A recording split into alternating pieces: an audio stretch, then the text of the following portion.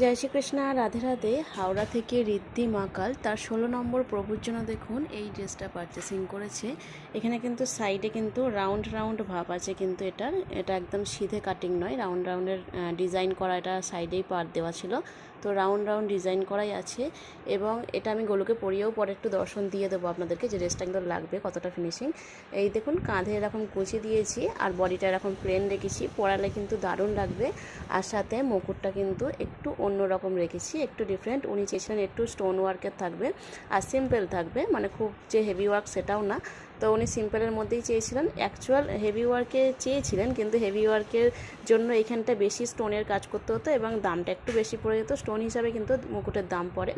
তো উনি বলেছিলেন যে ওনার বাজেট অনুযায়ী কিন্তু ওনাকে করে দেওয়ার কথা বলেছিলেন। তো তার জন্য কিন্তু এই রকম একটা ডিজাইন তৈরি করেছি। এখানে 3টে কিন্তু কুচি দেওয়া আলাদা পার দিয়ে, এখানটা লেস দিয়ে, এখানে স্টোনের ওয়ার্ক করেছি। আর দেখুন এটা কিন্তু ডিজাইনটা কিন্তু মুকুটের খুব সুন্দর লাগছে। গোলুকে ধারণ করে একবার দেখিয়ে দেবো আপনাদেরকে যে ফিনিশিংটা কেমন আসবে। এগুলো পাবেন আপনারা একদম 0 নম্বর লাড্ডু গোপাল থেকে। 0 নম্বর লাড্ডু কিন্তু এই ওয়ার্কটা পাবেন না আপনি। এটা একটু বড় যাদের লাড্ডু গোপাল আছে তাদের এই ওয়ার্কটা আসবে, কিন্তু দেখতে খুব সুন্দর লাগবে। আমি দুটোই দেখাবো, যেটা ছোট একটা রেডি করেছি ওটা আমি শর্ট ভিডিওতে দিয়ে দেবো গান দিয়ে। তো যাদের লাগবে এই রকম হেভি ওয়ার্কের একটু ড্রেস, তারা কিন্তু স্ক্রিনে থাকা নাম্বারে হোয়াটসঅ্যাপে মেসেজ করবেন। আরও একটা কথা বলি, এই যে হেভি ওয়ার্ক বলছি এগুলো কিন্তু কোনো রকম বসানো না, এগুলো আপনারা ভালো মতো ধুয়ে কেচে কিন্তু রাখতে পারবেন।